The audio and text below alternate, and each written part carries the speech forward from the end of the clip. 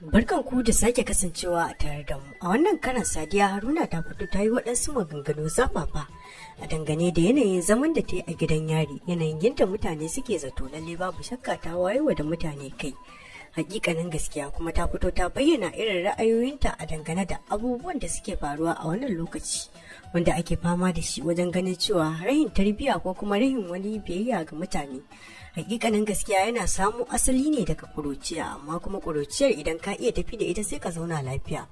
Hatta na irin abubuwan da ta yi a baya sai ta rubuta a shafin nata na Twitter da kuma sauran shafukanta su Instagram da sauransu, wanda kuma har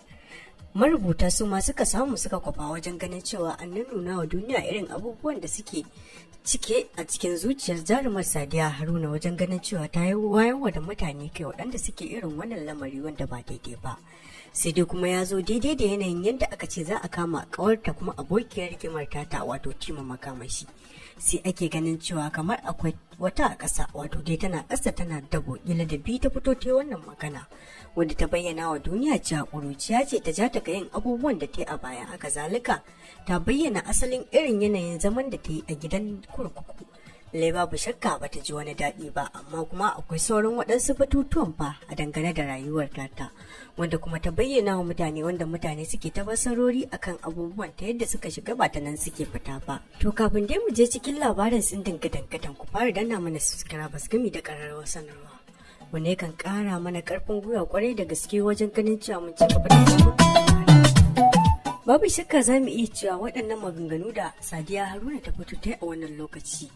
yana ɗaya daga cikin abubuwan da ake cewa guga zana, wanda kuma muke ganin cewa da biyu wai an jefi biri da rani. Hakikatin gaskiya Sadiya Haruna ta fito ta yi waɗannan maganganu ne tun bacin da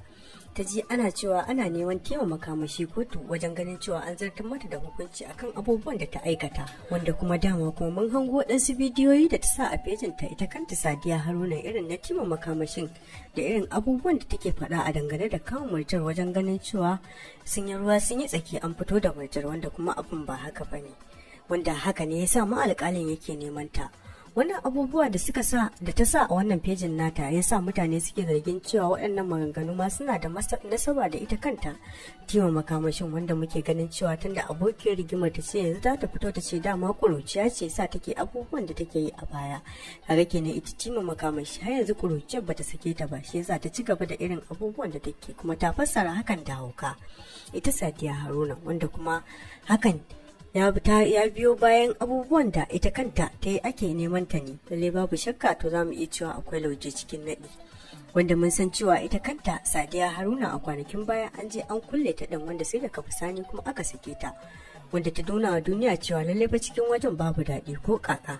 Don haka tana mai umarnin mutane da su yi ga taitayin su bi doka daidai da daidai. To kaga kenan idan mutum ya tsaya ya la'akari to babu shakka akwai inda maganar ta dosa. Wannan kenan, sai ku ci gaba da kasancewa tare da mu a cikin wannan tasha ta mai inganci.